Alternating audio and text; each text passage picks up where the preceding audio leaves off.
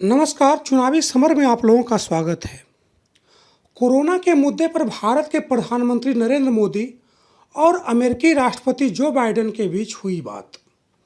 अब बदलेंगे भारत के हालात। जी हां, आपको बता दें कि 26 अप्रैल को मोदी और बाइडेन के बीच करीब 20 मिनट तक टेलीफोन पर बातचीत हुई।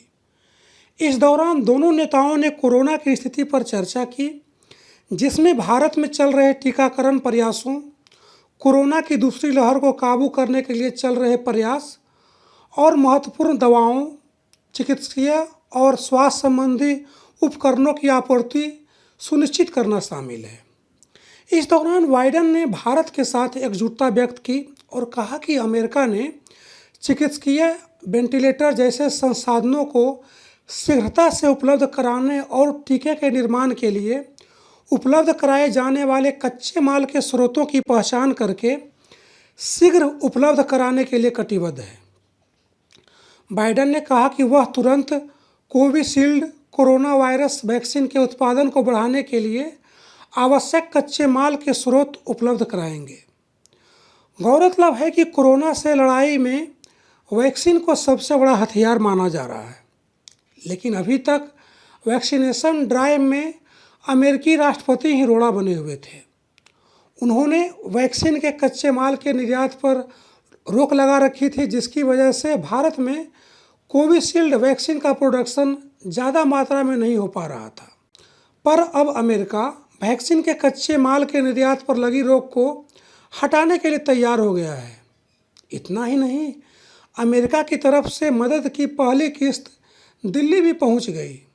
अमेरिका ने भारत की मदद के लिए 319 ऑक्सीजन कॉन्सन्ट्रेटर भेजे हैं। इनके अलावा वेंटिलेटर, रैपिड टेस्ट किट्स भी भेजी जा रही हैं। जिसके बाद मोदी ने अमेरिकी सरकार से सहायता और समर्थन की पेशकश करने के लिए सराहना की। वहीं उन्होंने कोरोना से संबंधित टीकों, दवाओं और चिकित्सीय उपकरण के निर्माण के लिए आवश्यक कच्चे माल और इनपुट की खुली आपूर्ति श्रृंखला सुनिश्चित करने की आवश्यकता पर जोर दिया।